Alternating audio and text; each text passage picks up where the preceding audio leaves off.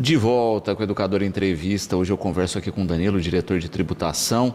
Gratidão pela participação conosco. Boa tarde. Boa tarde, Luciano. Eu que agradeço o convite, né? Estamos sempre à disposição aí da TV Educadora para esclarecer as dúvidas.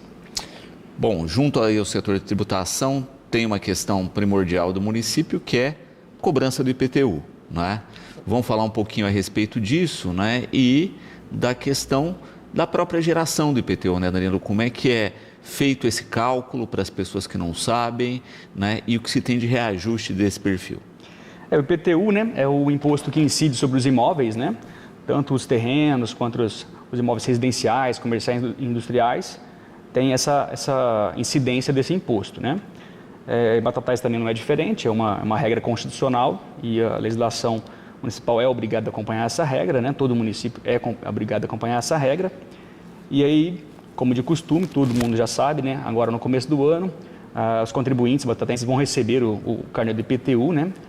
Com o valor reajustado apenas da inflação, comparado ao ano passado. Junto com o IPTU vai a taxa do lixo também. Essa também tem um cálculo peculiar, que é um cálculo diferente do IPTU. Ela teve um pequeno reajuste também esse ano, mas ela voltou, na verdade, o valor que ela estava lá no começo, quando instituiu, né? Que era de 1,37, quando instituiu a taxa do lixo era 1,37. Ela regrediu um pouquinho e agora ela voltou a 1,39. Então, quer dizer, o aumento somente a inflação. E é interessante até para as pessoas entenderem esse perfil, né? Porque, por exemplo, quando foi criada a taxa do lixo, as pessoas sentiram um aumento na conta, né? Junto ao carnê ali, é lógico, porque essa taxa não era, entre aspas, cobrada, né? Ela saía do cômputo da arrecadação geral do município, né? E a partir daí foi só a questão do reajuste inflacionário. Exatamente. A taxa ela é prevista desde do começo dos anos de 2010, né? Tem uma previsão. Um certo momento ela era cobrada no município, depois ela parou de ser cobrada. Pois teve uma previsão numa lei municipal de 2019, né? A outra administração, que também seguiu uma lei federal, e depois em 2021 a gente seguiu a mesma lei, tanto a municipal que já previa a taxa do lixo, quanto essa federal que obrigava, né, a instituir a taxa do lixo. Então passou-se ali uma lei em 2021, aprovação pela Câmara, e passou a cobrar em 2022. Nesse ano de 2022, sim, a população sentiu um aumento, né, porque tinha um tributo a mais na guia do IPTU. 23, 24 não teve mais nenhum reajuste, nenhum aumento de imposto, o que teve foi apenas o reajuste da inflação mesmo. E esse ano também não vai ser diferente, é o reajuste da inflação. André, né, perguntando aqui a respeito de entrega de carnês e perfil de pagamento, né? Já existe definição de datas? Sim, desde o começo da administração, Juninho e Ricardinho, né? Nós optamos por deixar o IPTU um pouco mais distante, o mais distante possível, na verdade, né? Que geralmente era em fevereiro, nós aumentamos para março, porque são 10 parcelas o IPTU dividido. Então, se eu começar a pagar a primeira em março, eu pago a última em dezembro, vai ficar dentro do ano, eu não consigo mais jogar para frente. Então, esse ano o vencimento vai ser dia 17 de março, né? Que tem que ser ali por volta do dia 15, né? O primeiro dia útil após o dia 15. A entrega dos carnês vai ser agora no começo de fevereiro, com os Correios fazem a entrega em toda a residência, todo imóvel municipal vai receber. Se é um terreno, vai entregar no imóvel cadastrado, né? E a partir agora, mais uns 10 dias, vamos liberar os carnês na internet. Então, se a pessoa quiser se adiantar e fazer o pagamento, né, antes do vencimento, ela pode, a partir de quarta ou quinta-feira da semana que vem, acredito já baixar o aplicativo Minha Cidade, né, cadastrar lá, fazer o cadastro todo, ou entrar no site da prefeitura, tributação municipal, colocar lá os dados do imóvel, os dados do proprietário, ele vai conseguir lá visualizar os boletos e fazer o pagamento. Perfeito. Então, essas duas opções, tanto o boleto físico quanto o digital. Exatamente. O físico vai ser entregue e o digital, 2 meios, ou o site da prefeitura ou o aplicativo Minha Cidade. A Cristina aqui perguntando a respeito de desconto para quem paga à vista. Tem uma previsão, né, no Código Tributário Municipal que se o contribuinte optar em fazer o pagamento único à vista, ele tem que fazer até a data do vencimento, do primeiro vencimento. Ele terá um desconto de 10% sobre o IPTU. Perfeito. Então aí é uma garantia também é do munícipe, que paga na data e que acaba tendo aí esse desconto. Isso, é importante a pessoa pagar até na data, porque se vencer, o sistema entende que você optou por pagar as parcelas divididas em 10 vezes. Então ele vai desprezar aquela informação da parcela única com o desconto e vai computar as parcelas. Então se ela pagar no dia 18, ela vai perder o desconto, vai ficar lá um resíduo a pagar ainda. Uhum. E sempre com cuidado, né? A gente tem lá, recebe o carnezinho, uma das folhas do carnê lá é o pagamento integral, né? E depois as parceladas, ter essa observação aí para não cometer erro. É um erro que acontece bastante em Batatais. O pessoal, às vezes, ele quer pagar a primeira parcela e acaba pagando a parcela única, né? E ele só observa isso depois que ele já fez o pagamento. Se o banco, se ele for bem imediato a isso, ele consegue ir no banco e estornar o pagamento, antes do banco enviar as informações para a prefeitura. Se ela deixar passar algumas horas, não sei quantas horas, vai vir informação para a prefeitura e ela não vai conseguir estornar. E eu não posso mais devolver esse dinheiro para ela. Ela vai ter pago o IPTU integral. Mesmo, integral, né? Vai estar quitada, mas ela não vai ter essa liberdade financeira de parcelar em 10 vezes. Por isso essa atenção na hora do pagamento. Né? O primeiro pagamento, né, é um valor maior com desconto. Então observe bem, se não for fazer o primeiro pagamento à vista, né, ou destaque a folha, dobre, né, e aí começa a pagar a fazer o pagamento a partir da segunda folha, que seria a primeira parcela, que é no mesmo vencimento, no mesmo dia 17 de março, né, e aí depois é só ir continuar nos outros meses fazendo os demais pagamentos. A isenção de IPTU, né? Existe e em que casos? Então, a isenção tem vários mitos, né? Como a lei tributária municipal ela é feita em cada município tem a liberdade, né? A competência de fazer as suas regras, muitos municípios eles criam regras e outros não, que é o caso das isenções, né? Muitos municípios dão isenção para quem tem doenças graves, o câncer, AIDS. Batatais não tem ainda esse tipo de isenção. O nosso código é de 98, né? Ele vai sendo atualizado ao longo do tempo. Então, em Batatais a gente tem apenas 2 tipos de isenção. A primeira, que é a mais usada, são a dos aposentados. Mas não é todo aposentado que tem esse direito, né? Ele tem que cumprir uma série de requisitos. A primeira é ser aposentado, ter apenas um imóvel residencial no seu nome, não pode ter 2 imóveis, né? Esse imóvel ele tem que ter até 100 metros quadrados construídos. E a aposentadoria dele tem que ser até um salário mínimo, né? E não pode ser dependente de terceiros. Isso vale também para a pessoa com necessidades especiais, né? Pode ser uma criança que tenha essa característica e esses requisitos, ela também pode pedir a isenção. Então, as regras são: ser aposentado ou pensionista, receber até um salário mínimo, possuir um único imóvel no nome ou no nome da família, no caso dos deficientes, né? O imóvel tem que ter até 100 metros quadrados construídos. A outra isenção que tem é do valor venal. Uma casa que tem um valor venal até R$18 mil, tem uma fração aí que eu não lembro de cabeça, né? 18 mil e alguma coisa, ela também não paga, não gera imposto sobre aquele imóvel. Geralmente são casas pequenas, né? Mais distantes do centro. Um exemplo que eu tenho é os apartamentos dos conjuntos habitacionais. Né? Muitos deles têm a isenção, pode ver que lá são poucos que recebem o carnê de IPTU, e os que recebem geralmente ou porque tem uma reforma no imóvel ou porque possui um outro imóvel. São 2 imóveis, 2, 3 imóveis, aí ele vai pagar daquele. Se for só aquele imóvel no nome, não tiver nenhuma benfeitoria que aumente o valor venal do apartamento, né, ele nem recebe o carnê também. Perfeito. Augusto perguntando essa questão das reformas, não é? O sujeito ampliou a área de construção, como é que a prefeitura fiscaliza isso? Aí nesse caso, o setor de obras, ele tem alguns fiscais que fazem essa ronda observando os bairros novos, né? Quando a pessoa constrói imóvel, ela tem que averbar aquele imóvel. Essa averbação tem todo aquele projeto, aprovação pela prefeitura, né, no setor de obras. No final sai um habite. Esse habite ele vai para a tributação. A tributação pega aquele habite e joga todas as informações no cadastro. E dali gera o IPTU, né? Se ele construiu lá 100 metros quadrados, vai gerar o IPTU e a taxa sobre aquela metragem, né? Se passar o tempo ele fez uma reforma, o certo é averbar a reforma também, né? Porque pode aumentar a área construída. A área construída, tem reformas que não aumentam, mas se aumentar a área construída, o imposto deve incidir sobre esse acréscimo, né? Então o certo é fazer o projeto, averbar. O que pode acontecer? A fiscalização pode passar a perceber que teve um aumento, né? E notificar a pessoa a regularizar o imóvel. Uhum. E hoje a gente tem ferramentas, né? A gente vê municípios contratando aí estrutura de foto aérea, drones, etc., que também fazem esse perfil. Sim, tem muitas empresas, né, que fazem o georreferenciamento. O último em Batatais foi em 2014, se não me engano, né? A gente tem ainda uma pretensão de fazer no futuro, se analisa a necessidade também, né, de fazer, porque é um serviço muito caro.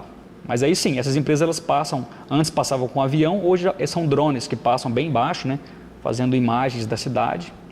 Mas o município não tem esse serviço e está em pauta de contratação, mas por ser um valor muito alto, a gente tem que ver se vale a pena fazer ou faz só a pesquisa de campo mesmo que a gente faz atualmente. Perfeito. E é importante destacar isso, não é? Como você coloca, né? Que a pessoa faça toda a regulamentação do imóvel, etc., para não ter dor de cabeça futura. Exatamente. Além da tributação que pode incidir, tem o INSS que incide sobre a construção, né? Que ela tem que ficar bem atenta a isso. Os engenheiros, geralmente eles emitem as guias, né? E orientam as pessoas. E também em transmissões, né? Se for transmitir aquele imóvel por herança, ou uma venda, ou uma doação, às vezes essa falta de regularização pode atrapalhar o negócio. Então, no final das contas, vai ter que regularizar para fazer essa transação. Se não fizer agora, né, vai chegar a hora de fazer, porque como são imóveis, né, as pessoas vão e os imóveis ficam, né? Exatamente. Você não tem como escapar. Uma hora alguém vai falecer da família, o proprietário, e vai ter que transmitir aquele imóvel aos herdeiros. Nessa hora vai chegar esse ônus para a pessoa. Rose aqui, né, parabenizando pela temática e questionando, justamente a gente até conversava aqui no intervalo, né, a respeito de inadimplência ligada a imposto, né, e que os problemas podem acarretar para quem não paga. A inadimplência, se você deixar de pagar qualquer tipo de tributo, né, municipal, nas outras esferas também, mas vamos falar do municipal, a hora que virar o ano, ele é inscrito em dívida ativa. Essa inscrição em dívida ativa é um termo contábil que se usa para falar o que a prefeitura tem a receber dos contribuintes, né? Inscrito em dívida ativa, o município já está apto a cobrar aquilo de qualquer forma. Ou pode ser feito um protesto, né, extrajudicial sobre aquele título, ou uma execução fiscal, que é uma ação judicial que cobra a pessoa na justiça dos valores. Perfeito. Então, evitar dor de cabeça e manter tudo em dia. Exatamente. Né? E antes tinha um costume de deixar muito tempo a cobrança, né? O tempo de prescrição para se cobrar são 5 anos. Então, o costume, não só em Batatais, né? Vários municípios fazem e faziam isso. Deixava ali, inscreveu em dívida ativa, esperava 4 anos e aí que ia movimentar para cobrar. É ruim para o município e é ruim para o contribuinte. Para o município é ruim que ele deixa de receber aquele valor. E para o contribuinte é ruim também, porque quando ele recebe a cobrança, ele tem aquela cobrança de 4 anos atrás e tem a de 3, a de 2 e a de 1. Então ela tem uma bola de neve. Quanto antes eu cobrar do contribuinte, ele vai ter a possibilidade de pagar uma dívida menor com maior prazo, né? Então ele pode, além de pagar essa dívida, ele se programa para pagar as que estão correntes, para não ter novas inscrições em dívida ativa no ano seguinte. Perfeito. E a Andréia aqui perguntando a respeito de checagem, né? Como é que a pessoa, olha, tenho dúvida, não sei se estou devendo alguma parcela ou não, etc. Como é que eu devo proceder para checar isso? O jeito mais fácil de checar é no site da prefeitura, tributação municipal, na aba tributação municipal, você entra, tem lá a situação do contribuinte, você coloca os dados do contribuinte, né? Faz o cadastro, coloca os dados do contribuinte e vai aparecer todas as suas pendências. Se tiver uma pendência inscrita em dívida ativa, lá vai estar a guia para pagar à vista, né? Se ela não quiser pagar aquilo à vista, ela pode ir aí parcelar. Eu teria que ir até na Secretaria de Finanças, lá na rua 7 de setembro 214, né, conhecido como Banespinha, e lá ele vai conseguir fazer o parcelamento daquela dívida. Se ela esquecer uma parcela só, 2, né, for um valor baixo, ela pretender pagar aquilo à vista, pelo site da prefeitura, ela consegue. Só que nesses dias, como está tendo a inscrição agora e são vários dados, ele está fora do ar essa opção. A partir de A semana que vem já está disponível essa opção também de pagar guias atrasadas pelo site. Perfeito. Então, ficar de olho nisso, né? E se tem alguma dúvida aí de atraso, de alguma parcela, etc., fazer a correção. Dessa forma, isso. A gente falava aqui no intervalo também que muitas vezes a pessoa se embanana com o carnê e acaba pagando duplicado, né? Paguei o mês X e depois vou lá pago de novo, ao invés de pagar o mês da frente. Como é que fica essa questão? Isso aparece no sistema? Vocês conseguem identificar ou não?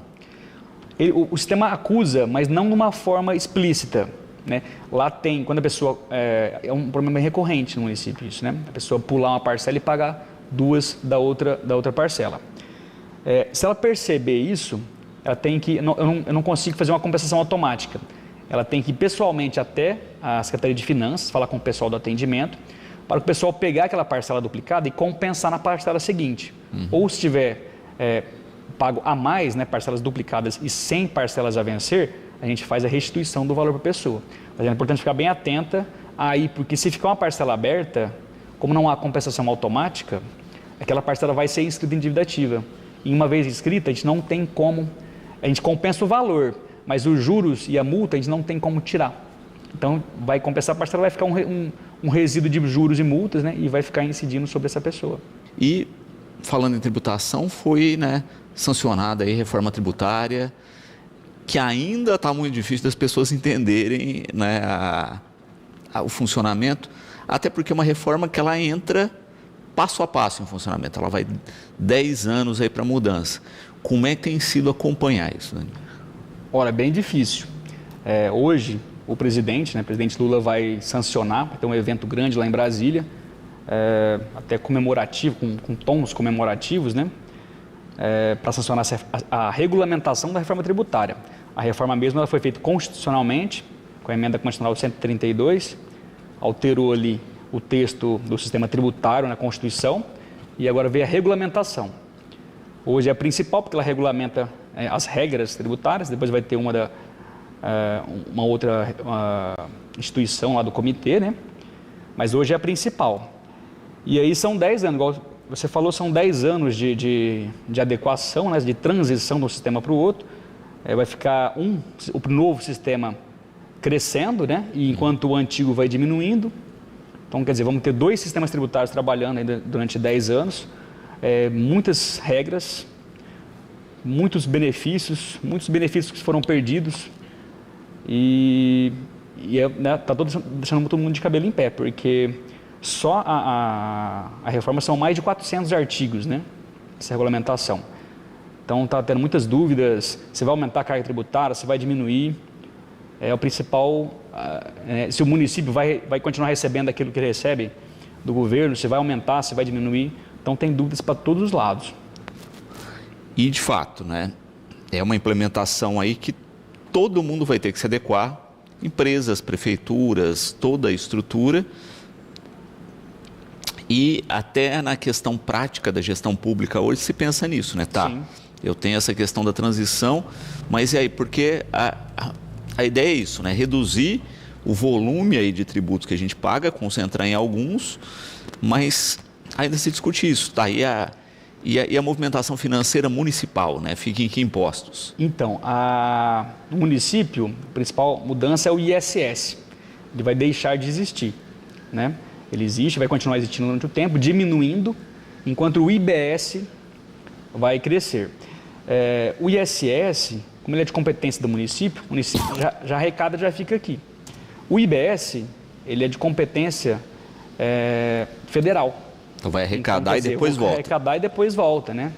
E aí tem essa dúvida, vai voltar na mesma proporção que eu arrecadei? Porque o ICMS não arrecada, né?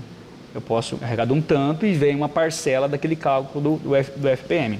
Então essa é a dúvida do município. Diminuir a carga tributária também não foi nem se discutido isso. O que se discute é diminuir a burocracia, né? Porque o tributo hoje tem 2 obrigações. A principal, que é o pagar o tributo, né? Entregar o dinheiro ao governo, e as acessórias. Essas acessórias que são os problemas. Porque para você cumprir um pagamento, você tem que cumprir diversas obrigações acessórias, né? Desde a emissão de notas, declarações de faturamento das empresas e tudo mais, declaração do imposto de renda da pessoa física, para só depois fazer a entrega do dinheiro em si. Então, o que se pretende na reforma tributária não é diminuir o valor de se pagar imposto, e sim a forma de se pagar, né? A burocracia de ter que fazer todo esse tipo de declaração e, no final, pagar. Essa burocracia ela é um custo muito alto para o Brasil, né? Para as empresas, para as pessoas, porque tem que ter contadores, advogados, para fazer esses cálculos, essas declarações corretamente, para só depois pagar. Então, se pretende, com a reforma tributária, diminuir essa burocracia e não a carga tributária em si. Perfeito. E aí, de fato, né, a gente cai nessa questão, né? Olha, num primeiro momento vai aumentar a burocracia, né, nessa fase de transição, porque é isso, né? Você já tem o que está funcionando, vai entrar a estrutura nova e você vai fazendo gradativamente a transição nisso. Então, são 10 anos com mais burocracia. Exatamente. O governo federal promete que vai fazer isso com um sistema que ainda vai ser desenvolvido, uma forma bem simples, né? A gente tem a fé que vai acontecer de uma forma bem simples. Mas, por exemplo, o Simples Nacional hoje, por mais que eles falam que é simples, não é tão simples assim. É bem complicado, né?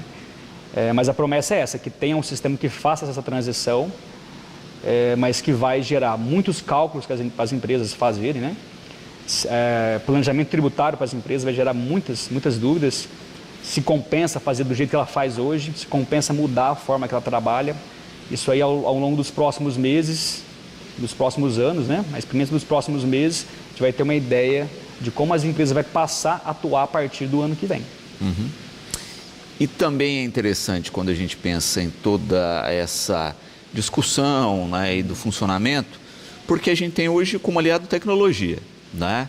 Então a gente já vê que muita coisa mudou, não é? Por exemplo, declaração de imposto de renda que você importa pelo .gov, né? Já se fala até da gente estar se aproximando do funcionamento dos Estados Unidos, né? Que daqui a pouco você não vai declarar mais. Você vai receber a sua declaração do imposto de renda, você só faz um checklist ali e dá ok ou não, né? Qualquer coisa você entra com recurso para algum ajuste. Isso potencialmente já está quase acontecendo. Sim. O imposto de renda deu um exemplo muito bom. Quem recebe apenas o salário, né, já é declarado e movimenta poucas contas bancárias, você entra lá para fazer a declaração, já está tudo lá. Aí fala, como que isso aqui está aqui, né?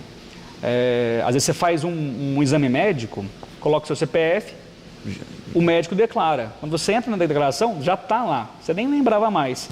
Aquilo é um benefício que você vai abater aquele valor, né? O município hoje já tem um sistema que já trabalha online, né? Já estamos nos preparando para essa reforma, né? Com fiscalização de ISS já online, né?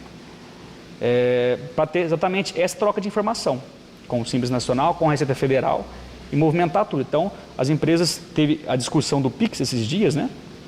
Mas quanto mais tempo, quanto mais caminhar para frente aí, mais o governo vai estar de olho em todas as transações financeiras, né?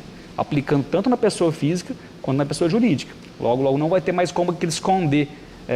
Recebe um dinheiro, não deposita, não declara, né? Faz a transação ali. O governo cada vez mais cria ferramentas para observar toda essa movimentação para tributar em cima. Exato. E aí a gente teve justamente essa polêmica do Pix recentemente, né? Que ontem aí já foi revertida, segundo a declaração da Receita, provisoriamente, né? Até se sair aí uma regulamentação formal de não cobrança do Pix, etc., para dar uma acalmada aí nos ânimos. Mas a gente já vê isso, né? Olha, as instituições financeiras já informavam a movimentação na casa dos 2.000 pessoa física e 6 pessoa jurídica, né? Eles tinham feito aí um reajuste de valores e incluído cartões, Pix, fintechs, algumas coisas que não apareciam. Sim. Mas a gente sabe que daqui a pouco isso vai entrar no pacote. Eu acredito que sim. Igual você falou, é só momentâneo, né? A Receita ela já monitora as contas das pessoas físicas, né? Já tem esse monitoramento, já tem vários casos de pessoas que caem na malha fina e é obrigado a explicar a movimentação do ano, né? Por que não declarou aquilo. O Pix tem dois casos. A taxação, que seria taxa à movimentação, mais ou menos como é o IOF hoje, né? Movimentei um dinheiro, eu pago ali um imposto que é o IOF. Se isso acontecer, isso aí foi uma fake news, né? Por hora não vai acontecer. E a outra seria essa informação para a Receita oficialmente do que foi movimentado. Essa informação, fala assim, não é a taxação, mas a informação ela vai refletir no imposto de renda do próximo ano. Então, se eu movimentei, eu vou ter que declarar. Né? Mesmo não tendo a taxação da movimentação, mas a movimentação, se for uma renda, eu vou ter que declarar no próximo ano no imposto de renda. Se for incompatível com meus ganhos aquela movimentação, é lógico que vai dar malha fina. Vai dar malha fina, e aí você vai ter que explicar, e se você não explicar de modo que agrade eles, né, vamos falar assim, eles vão tributar e vão multar, porque a multa do imposto de renda é pesada, bem pesada. E é interessante destacar isso, por quê? Né? Porque muitas vezes o brasileiro tem muito essa questão da informalidade, né? Emprestei o cartão para minha esposa, né, parcelar tal coisa, ou para o irmão, etc. É lógico que isso, para a Receita, você tem uma justificativa, olha, né, eu financiei aqui, eu estou recebendo um recurso dele e estou fazendo os pagamentos, né? Então tem coisa que se ajusta. Mas a gente sabe que existe muita questão aí que está no paralelo e que é lógico que vai ter cruzamento de dados em algum momento. Sim, é um costume assim, né? A pessoa, como você falou, empresta o cartão, dá um presente, né? Vou te dar aqui R$5.000. Ou o rateio da festa de final de ano, do churrasco que foi via Pix. Rateio, né? Tudo que você movimentar, seja presente, seja pagar o cartão da esposa, da filha, do filho, você tem que declarar, né? Eu paguei, mas você faz e declara. Tem todas as abas lá, presentes, doações, né? Faz tudo isso. É claro que quanto mais você declarar, mais imposto você paga. Mas é melhor declarar, fazer a declaração dessas transações e pagar o imposto, que você vai pagar o imposto, mas vai ser um imposto sobre as rendas, né, que você teve ali, né, se for considerado renda, do que não pagar e cair na malha fina. Porque às vezes você pode fazer tudo isso e não cair na malha fina, e vai passando. Aí você tem 5 anos para ainda te fiscalizar. Mas se você cair, além de pagar o imposto, aí vai incidir juros e multas, e aí parcelamento prazo curto, né, suja nome, então muito mais complicado. É melhor fazer esse tipo de coisa, declarar que fez, né? Se recebeu um dinheiro, já entra no site, já emite o carnê-leão, já paga o imposto daquilo, depois se refletir lá na frente, vai vir essa fiscalização, né, pode vir, né, cada vez mais, e com valores cada vez mais altos. Perfeito.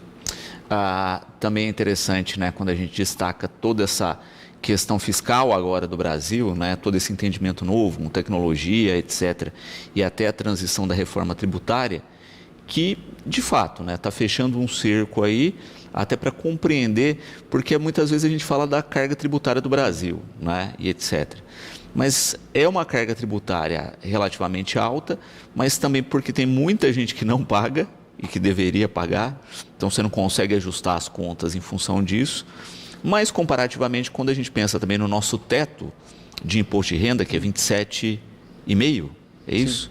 A gente ainda está muito abaixo, por exemplo, dos Estados Unidos, que paga 37%. Sim. Né? Então, às vezes a gente olha lá para fora e fala assim, lá paga menos, etc., por completo desconhecimento. Exatamente. O Brasil ele paga muito imposto, a carga tributária é alta, né? É uma das mais altas. Agora, inclusive o IVA, se tiver a alíquota máxima, vai ser o maior IVA do mundo, né? Passando a Hungria, se não me engano. E lá também se cobra muito. Os países ricos se cobram muito imposto. Só que lá eles oferecem, parece que a pessoa paga e parece que tem muito retorno também, né? Tem essa sensação de satisfação, né? Eu paguei muito. No Brasil tem esse pouco, né? Um pouco retorno do que você paga, né? Parece que o custo do Brasil é muito alto. Então dá a sensação de eu paguei muito imposto e não tive quase nenhum retorno, né? Pessoas reclamam, não tem nada a ver uma coisa com a outra. Eu paguei o IPVA, tem que pagar o pedágio, né? Achando que o IPVA vai ser para suprir as ruas. A mesma finalidade. Né? Não tem a finalidade. Então, essa sensação que causa um desgosto assim, na população brasileira de pagar muito e ter pouco retorno. Quando lá se paga muito e tem esse retorno, aqui paga-se e o retorno é menor do que eu esperava. E que também, de fato, é cultural, né? Porque vamos dar um exemplo de novo dos Estados Unidos, não é? Tá, a gente paga todos os impostos aqui, etc.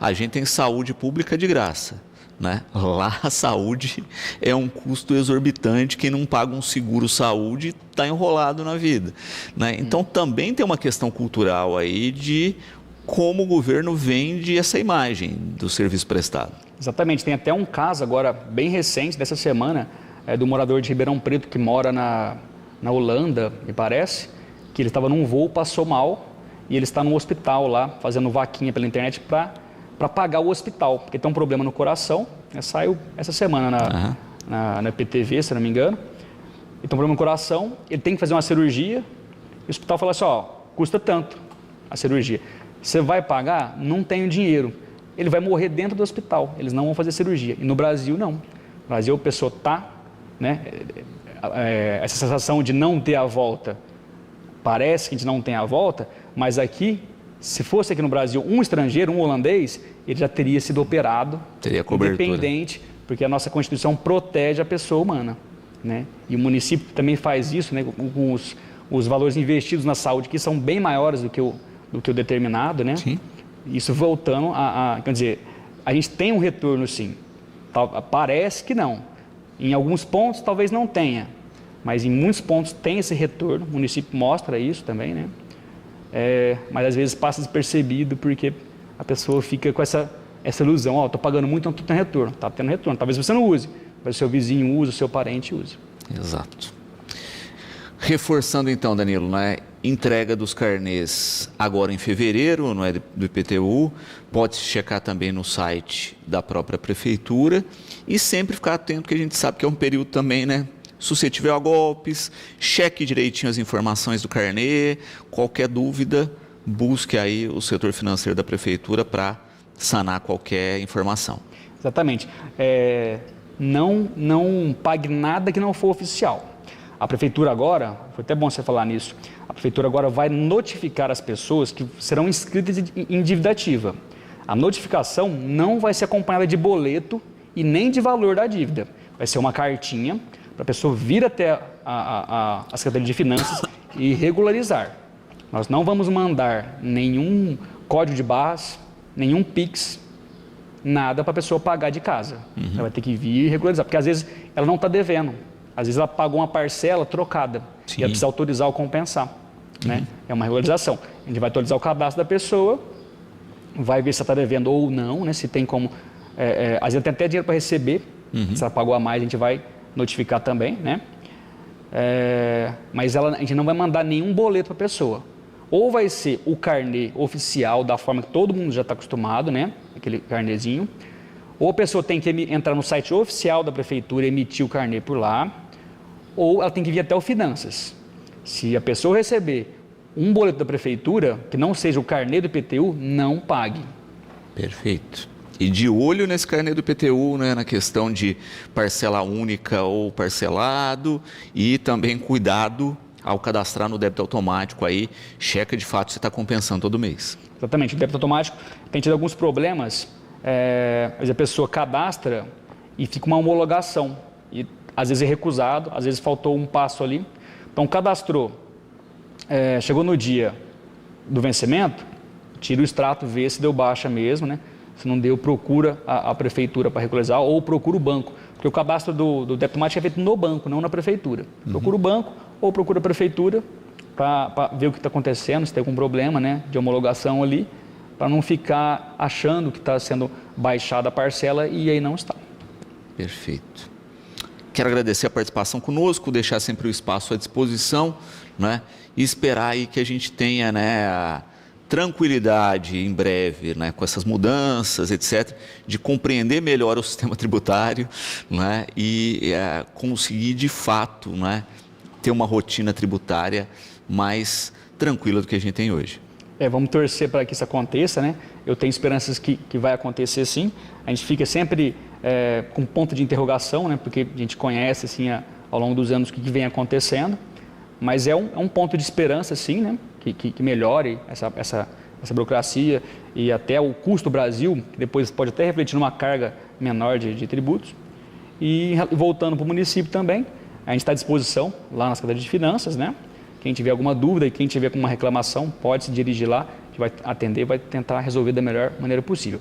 Os carnês vão ser entregues no começo de fevereiro, ficam uns 20 dias entregando, é o correio que entrega. Então, a pessoa pode receber no começo do mês, a outra mais para o final do mês, no meio do mês, mas todos irão receber na sua casa.